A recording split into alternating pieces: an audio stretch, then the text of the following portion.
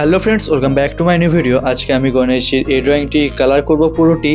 তো তোমরা যদি এর আগে আউটলাইন ভিডিও না দেখে থাকো তাহলে ডেসক্রিপশন বক্সে দিয়ে দিও, দেখে নিও। এটি কালার করার জন্য আমি ডোমসের অয়েল প্যাস্টেল ইউজ করব, যেটা 25 সিটসের আছে। আর এটি ড্রয়িং করার জন্য আমি অয়েল প্যাস্টেল, কালার পেন্সিল আর অ্যাক্রিলিক কালার ইউজ করব। চলো ভিডিওটা শুরু করা যাক।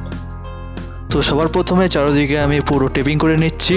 তো টেপিং করা হয়ে গেলে নিডেবল ইরেজার দিয়ে পুরো ড্রয়িংটিতে ইরেজ করে নিচ্ছি, যাতে কালার করার সময় কোনো গ্রাফাইট কালারে না উঠে যায়। তো এখানে আমার ইরেজ করা হয়ে গেছে। তো সবার প্রথম আমি এখানে হেয়ারের থেকে কালার করা শুরু করছি।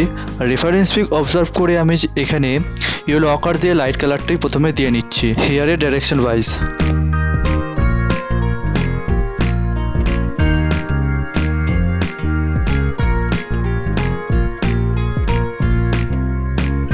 তো এখানে আমার ইয়েলো আকার কালার ইউজ করা পুরো কমপ্লিট। তো এখন আমি ব্রাউন কালার দিয়ে হেয়ারের ডাইরেকশন ওয়াইজ আর একটু ডার্ক করে নিচ্ছি। আর রেফারেন্স পিক অবজার্ভ করে যেখানে লাইট এরিয়া আছে সেখানে হালকা হাতে কালার করবে, আর যেখানে ডার্ক আছে সেখানে একটু বেশি প্রেশার দিয়ে অ্যাপ্লাই করে নেবে। তো এখানেও আমার লাইট ব্রাউন দিয়ে কালার করা কমপ্লিট হয়ে গেছে। নেক্সট এখন হেয়ারের পাশে যেগুলো লাইট এরিয়া আছে ওগুলো আমি লাইট ইয়েলো দিয়ে কালার করে নিচ্ছি। তো এখানেও আমার লাইট ইয়েলো দিয়ে কালার করা কমপ্লিট।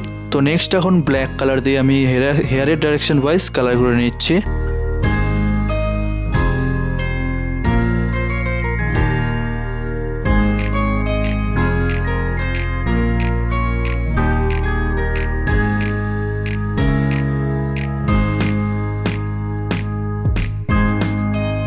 তো ব্ল্যাক কালার দিয়ে কালার করা কমপ্লিট হয়ে গেলে নেক্সট এখন হোয়াইট কালার দিয়ে হাইলাইট পার্টগুলোকে বের করে নিচ্ছি। তো হাইলাইট দেওয়া কমপ্লিট হয়ে গেলে পরে পুরো হেয়ারটিতে ব্লেন্ড করার জন্য আমি কটন বাড ইউজ করব। তো তোমরা যদি এই ড্রয়িংটি করো তাহলে আমাকে ইনস্টাগ্রামে মেনশন করবে, অবশ্যই আমি মেনশন ব্যাক করব। এটা আমার ইনস্টাগ্রাম অ্যাকাউন্ট। তো তোমরা পুরো ভিডিওটি দেখতে থাকো আমি কোথায় কিভাবে কালার করে নিচ্ছি।